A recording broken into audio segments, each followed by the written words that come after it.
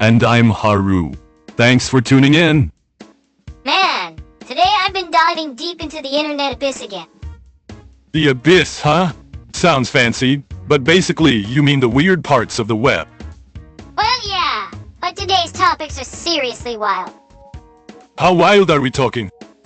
Let's say we've got someone announcing a prison break, a president spreading conspiracy theories, and neo-Nazis making money off meme coin.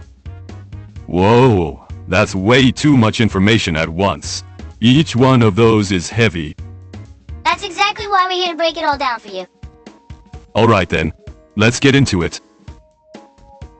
So first up, we've got this wild prison break situation in the US involving someone named Tina Peters.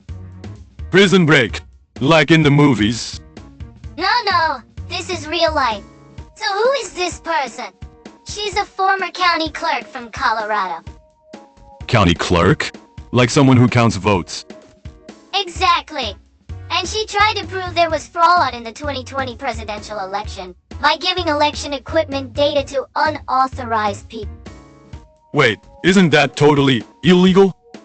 Completely illegal. She was convicted in 2024 and is currently serving a 9-year prison sentence. 9 years. That's pretty serious. So here's where it gets interesting, or rather, crazy. In December 2025, President Trump pardoned her. Oh, so she gets out then? Nope, she doesn't get out. Why not? Didn't she get pardoned? This is the fascinating part about us law. The president can only pardon federal crime. Oh, so it doesn't apply to state crimes? Exactly! Tina Peters was convicted under Colorado state law, so the presidential pardon has zero legal effect. So why did Trump even issue the pardon? Well, it's what they call a symbolic pardon. More like signaling to his supporters. Symbolic is such a convenient word. No actual effect, but you can claim you did something. Colorado Governor Polis made it clear, saying the president has no jurisdiction over state law and no authority to pardon state conviction. Well, yeah, that makes sense. Federal and state are separate. But here's where it gets really crazy. After the pardon, far-right activists started saying they'd free her themselves. Wait, what? This guy Jake Lang posted on social media saying if Tina Peters isn't transferred to federal custody by January 31st, 2026, us Marshals and January 6th Patriots will storm the prison and free her. Hold on, isn't that a threat? Totally a threat. And this Jake Lang has quite a history. He was charged for assaulting police officers during the January 6th Capitol riot in 2021. So why is someone like that freely posting on social media now? Because he also received a pardon from Trump. Ah, I see. So it's like pardon people supporting each other. Exactly. But here's the funny part. Tina Peters herself rejected this plan. Wait, she doesn't want it. A statement from her account said she categorically condemns and rejects any plans involving prison breaks or use of force. So it's like they're making a hero out of her without her consent. Exactly that. People around her are planning a liberation she never asked. That's actually kind of sad for her. Meanwhile, her appeal is being heard, and an appellate judge said it was problematic to use her continued spread of conspiracy theories as a sentencing factor. Ah, so it's a free speech issue? Right, right. They said you can't punish someone for exercising First Amendment rights. Well, believing conspiracy theories isn't a crime. The problem is acting illegally based on them. Exactly. And Governor Polis is considering clemency because she's 70 years old. 9 years at 70. That is pretty harsh. But on the other hand, Colorado's Attorney General accused the Trump administration of running a retaliation campaign against states refusing to release Peters, freezing federal funds. Can they even do that? I know the legal limits, but that's the accusation of pressure being applied. What a mess. It really crystallizes the complexity of US federalism and political division. So what happens to her in the end? Depends on the appeal, but she's not getting out anytime soon. At At least I hope the armed prison break doesn't happen. Next story is also pretty brutal. The last one was already brutal enough. President Trump spread a conspiracy theory on social media claiming Minnesota Governor Tim Walz was involved in an assassination. What? The sitting president? Yep, on Truth Social. Wait, can a president say stuff like that? I mean, there's freedom of speech, so legally it might be okay, but morally... So what happened? Who was assassinated?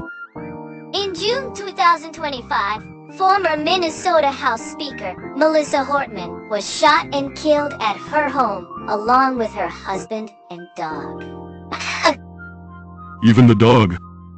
Yes! And the same day, State Senator John Hoffman and his wife were also shot and injured.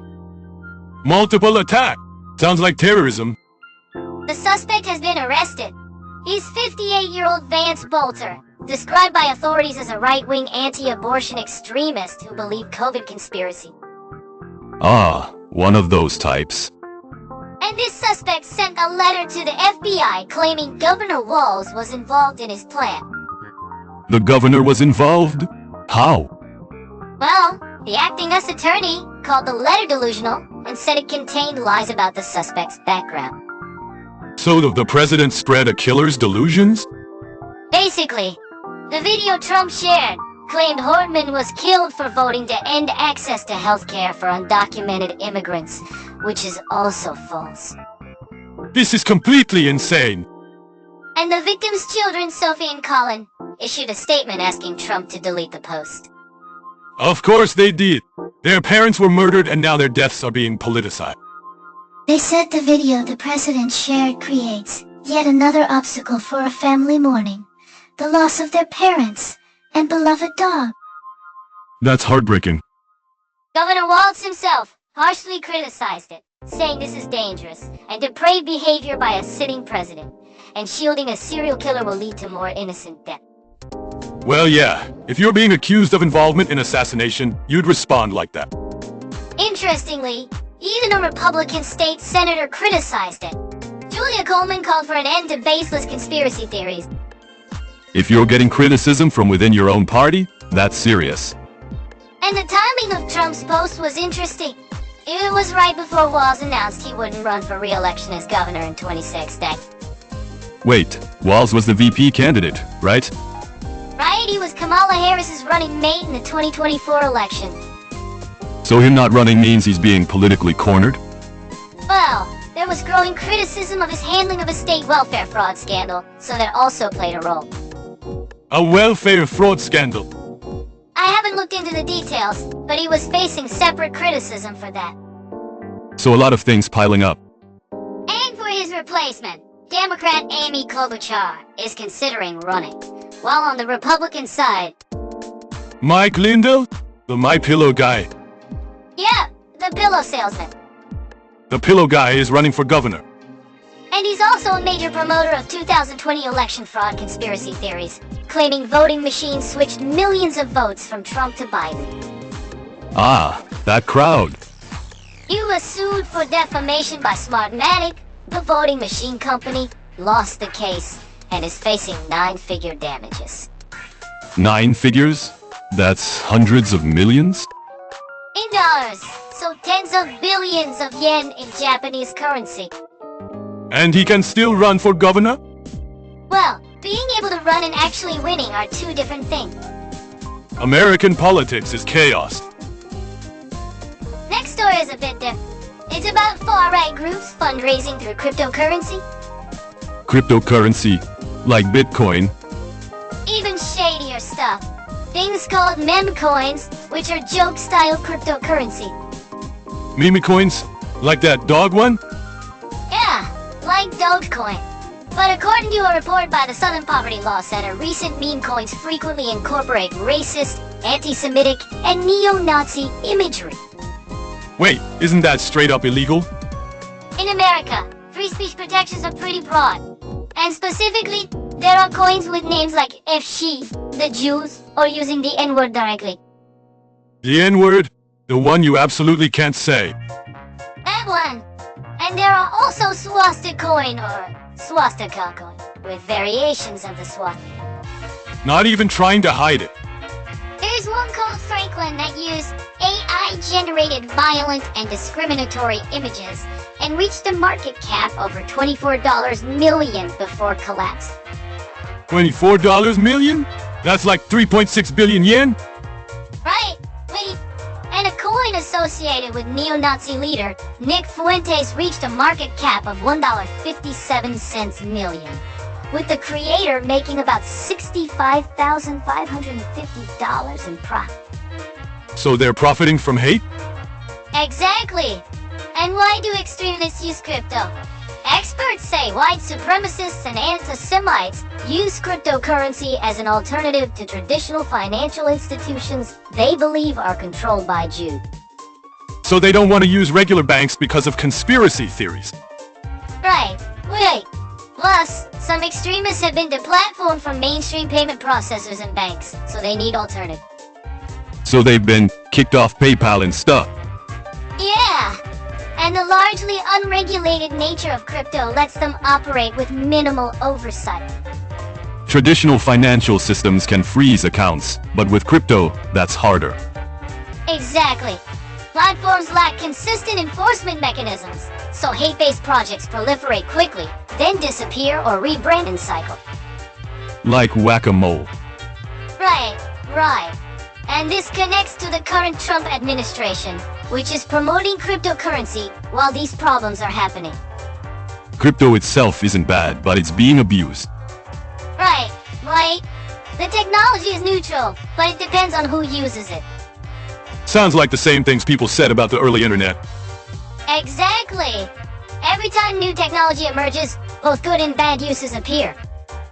In the end, it's a human problem.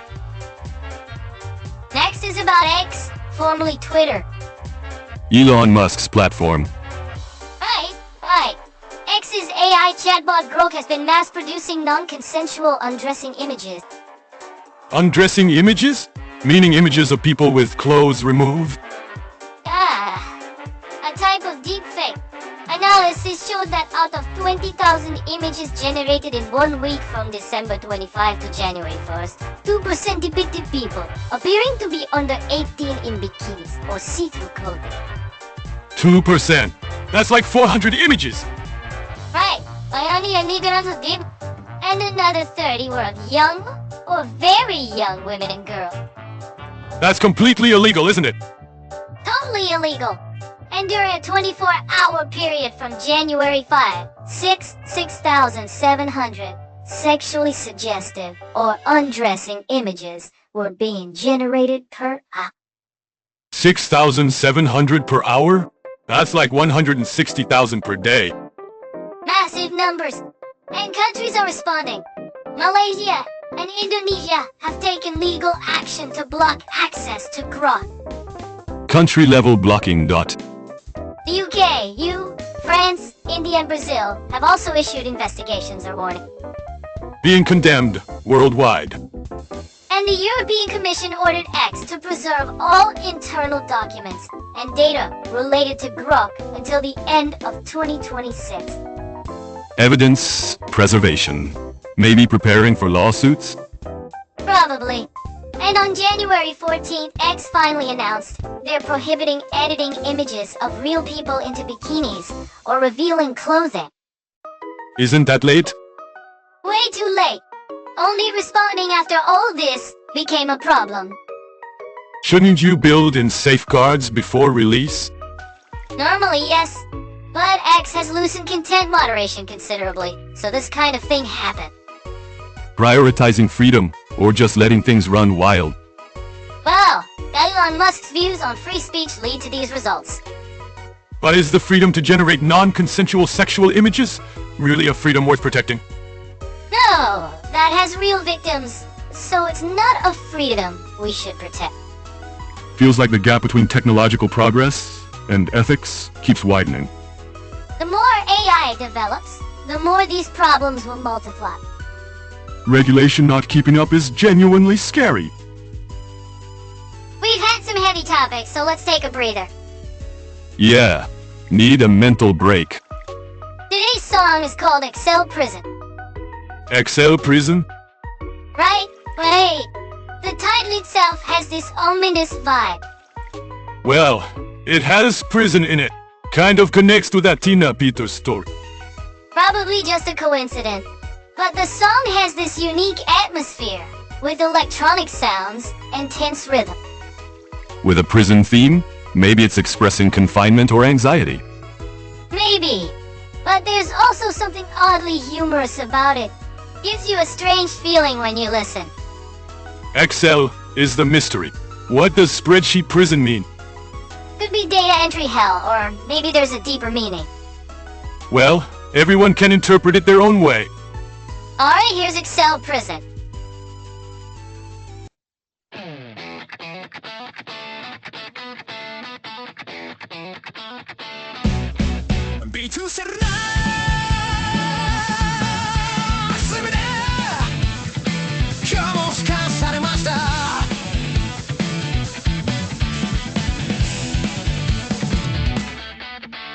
朝一では言う最新版本当のやつ X を開くその瞬間カチッと心に録音ご調子が許されるのはメアリーがいない今だけ関数は腐り F は関心もそして上司はビマルが愚信者 Excel 刑務所足した国家のシートの数へ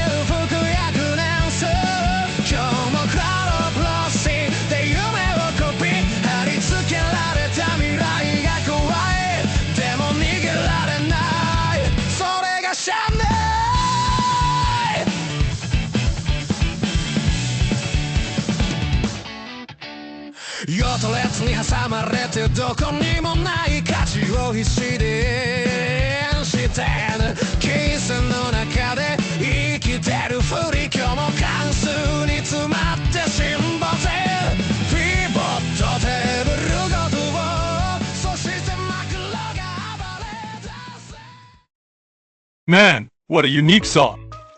Yeah. It sticks with you after it's over. So getting back to it, we've got more topics, right?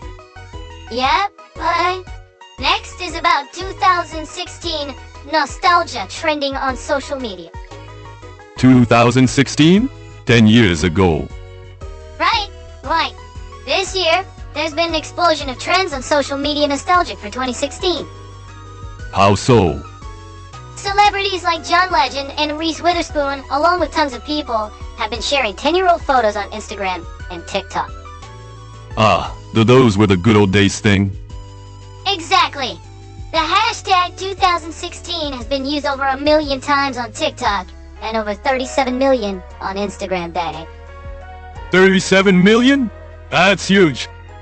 According to TikTok, the hashtag surged over 450% in the US, and on Snapchat, searches for 2016 themed lenses increased 613%. Why is this so popular? Psychologists say nostalgia intensifies during uncertain times. Revisiting past images and cultural moments increases positive feelings and reduces negative ones. I see. Well, so because things are unstable now, people are nostalgic for the past. Right. And interestingly, 2016 was the year Trump first won the presidency. Oh yeah. Brexit happened too. Right. You could say the world started changing drastically that year, but somehow people are nostalgic for it. So, it was better than now. Well, at least back then it was the anxiety if we don't know what will happen. Whereas now it's the reality of this is what happened. Like the difference between anxiety and despair. Harsh way to put it, but yeah, kind of. But being nostalgic for 10 years ago is pretty natural, right? Absolutely. 10 years is just the right distance to think those were the days. 20 years is too old, and 5 years is still too fresh. Right. And seeing this trend, it's clear a lot of people are exhausted by today's world. Listening to the news we've covered, I can see why people are tired. Prison breaks, presidents spreading conspiracy theories, neo-Nazi meme coins, AI sexual deepfakes. When you list them out, it's pretty wild. So I get the nostalgia for 2016. It feels like things weren't this crazy back then. But didn't people in 2016 also say things used to be better? Probably. Nostalgia is an eternal loop. 10 years from now, people might say 2026 was good. That's scary. Would mean things got even worse. Stop, don't say that. Next up, something different. UFO disclosure. UFOs? Aliens? Yep, the Times of London reported that a former Bank of England expert warned that banks should prepare for market impacts from us UFO disclosure.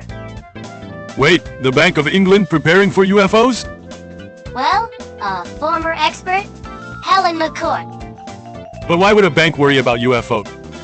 Her argument is that if the US government officially announces aliens exist, markets could panic. Oh, like stock market crashes? Right. Religious beliefs could be shaken. People might question humanity's place in the universe, causing social unrest. Well, finding out aliens exist would cause some panic. And actually, the US fiscal year 2026 National Defense Authorization Act includes UFO-related provision. Seriously? It mandates Pentagon briefings to Congress on UAP encounters since 2004.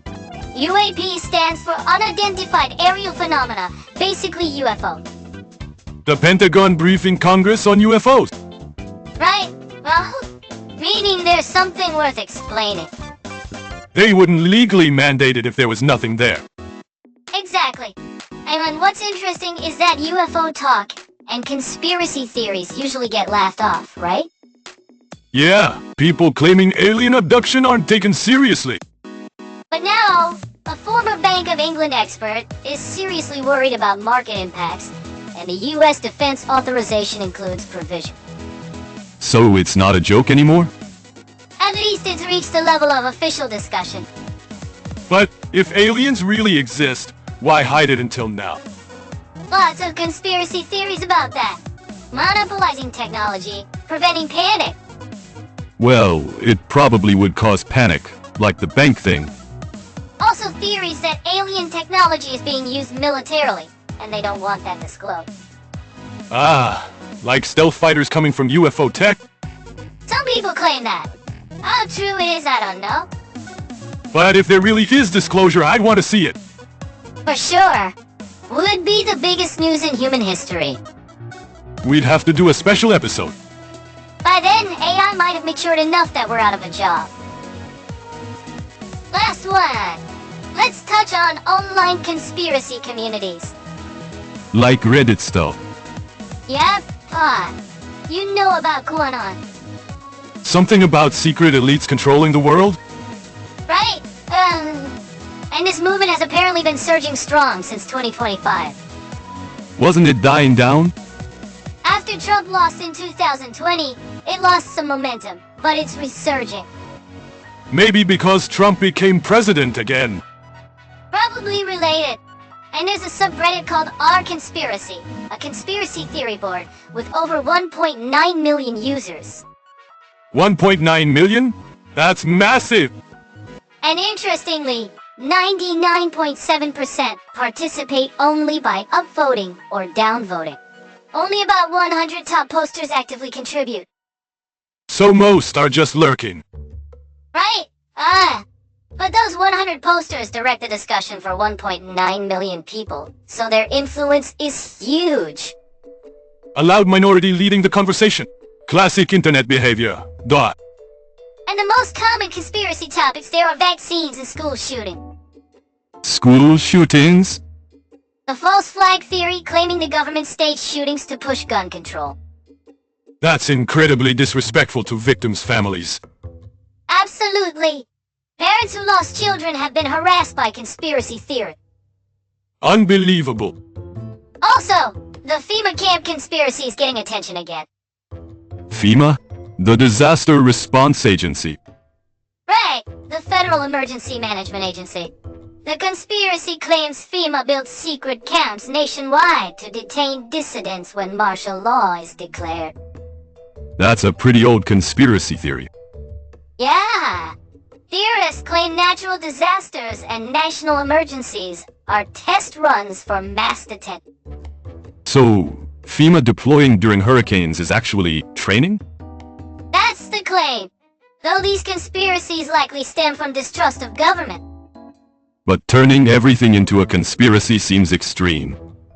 Right? Healthy skepticism is different from conspiracy thinking. That line is hard to draw. Especially now, when the president himself spreads conspiracies.